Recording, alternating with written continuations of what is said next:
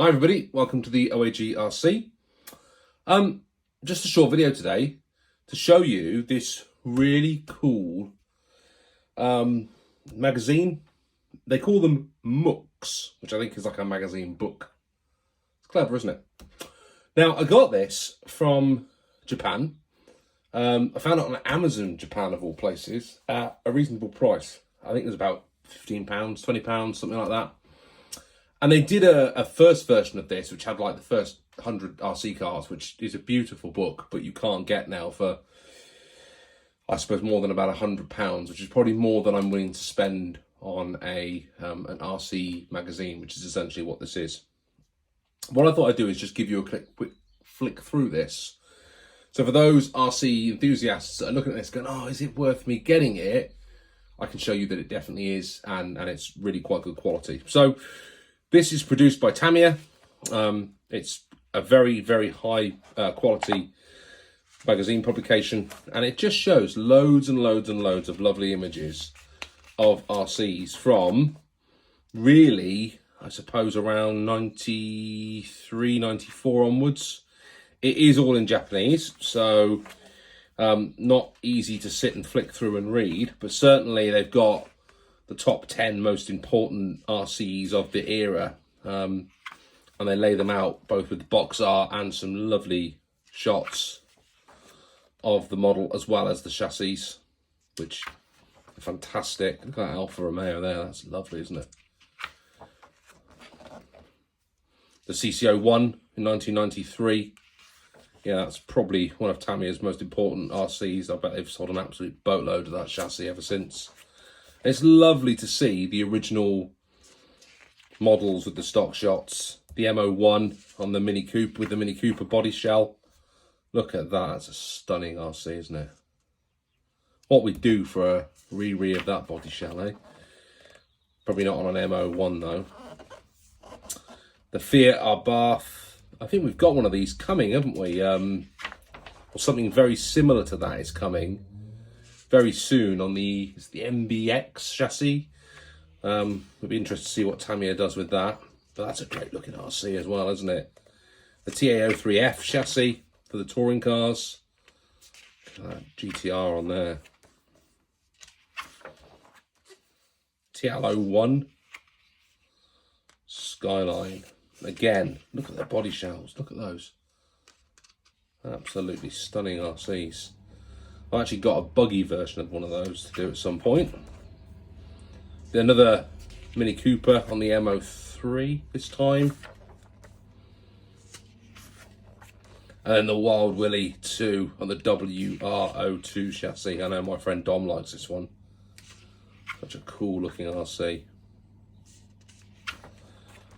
Look at this one. I think, yeah, if you could get one of these, TA04, look at that body shell on that.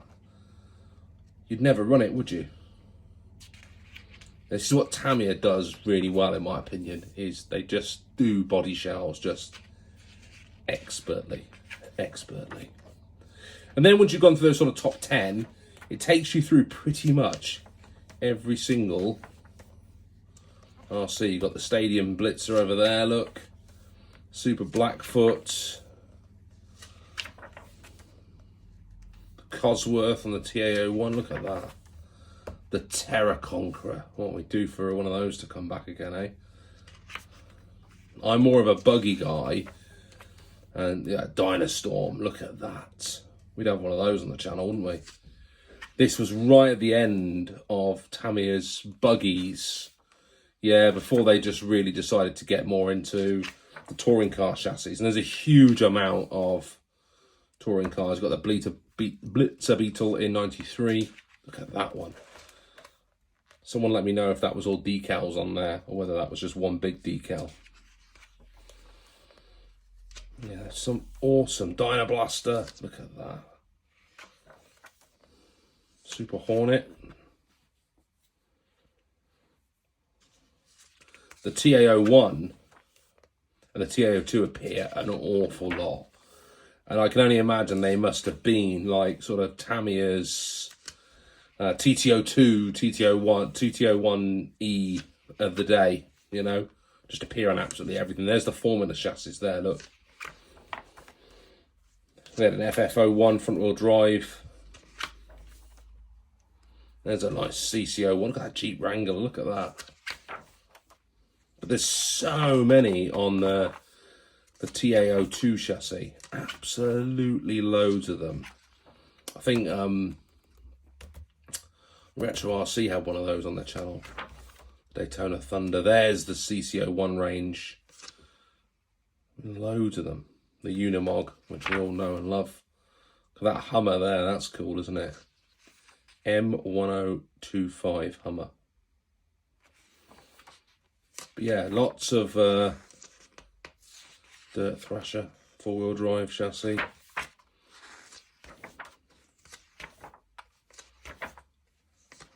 The M chassis come into this, so you get quite a few of those coming through. Street Devil, that's cool, isn't it? Start to see quite a few of the M chassis coming through. As you go through this, they get sort of on and on. You see more and more of them as you go. I'm flicking through this quite quickly because yeah, if you like this, you should really go and buy it. There's a Fighter Buggy, 1996. Absolute classic.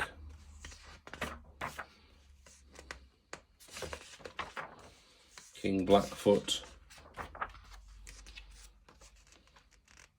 TA03RS. Now, I think you can still get that chassis with a Porsche body set on it, actually.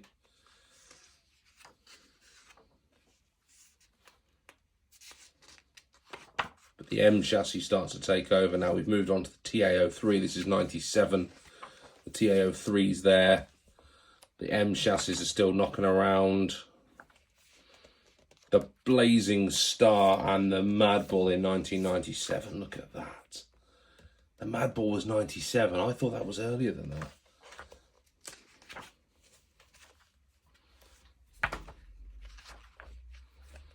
There's a lovely Subaru Impreza. Look at that one there. Also, we've all seen those in recent times on different chassis. Ford Escorts on the TL01.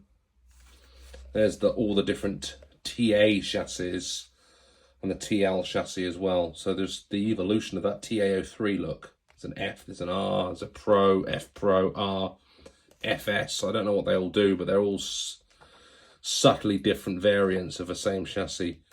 The Baja Champ on the TL01B. Now I've got one of these to restore at some point. All I'm missing is the decals, and I can't get a decal set anywhere, which is a bit of a pain in the bum. But again, that was probably, we went from here, and the TL chassis, I think, led into the TT01 chassis. But it was interesting, even back then, they took those chassis and then made them buggies in 98.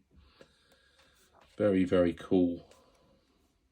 But you can see there's a huge weight here in this magazine of all the different chassis on the TA, TL, and M chassis. They're all rode the Juggernaut. Look at that. That's a good piece of RC engineering, isn't it? What a beast. But how much sort of Tamiya had branched off into road cars, really. They'd left the buggies behind. They'd done a couple of buggies, but not many. Their focus really was on street racing and flat racing. Stadium Raider on the TL01 chassis. So again, another hybrid of that particular chassis. Blitzer Beetle Chrome Metallic Special Edition. Juggernaut 2. I mean, so many to choose from. Right at the end here, it drifts onto the TB01 chassis, which looks like it really was actually the first chassis, or it was the chassis before the TT01 chassis that had that four-wheel drive shaft down the middle, front and rear differentials. That's really what we see today, isn't it? Very close to it anyway. But they're still running lots. So we complain today, well, then right at the end, look, TA04 Pro Valve Drive chassis kit, right at the end, 2000. We complain that we see so many models on the same chassis sets. Yeah, but Tamiya's been doing that, you know, for decades, really. And that's what they were doing back here. You know, they would run a chassis for 7 years, and then bam, they bring a brand new one out. And I think the TBO one probably had an innings until, you know, more later in the 2010s maybe, and then saw something else come out. I hope you enjoyed that. Obviously, because it's a Japanese book, it reads the opposite way around to our books over here in the UK. I really want to track down the first one of these, because I think it's got a lot of the historic buggies in there that really is what I'm interested in. But if you're an RC enthusiast and you like looking at lovely detailed models, I mean, this is a great little book to get you stick on the coffee table and have a flick through every now and then and keep us interested in the hobby. I'm hoping that at some point we'll see a 2001 to 2010 vintage RC Museum 3 book, hopefully with a reissue of the first one as well, please, Tamiya. That'd be very nice. Guys, hope you've enjoyed the video. Like I said, just a brief flick through what is a lovely magazine, and if you're interested in RC, go and pick one of these up. See you now. Bye.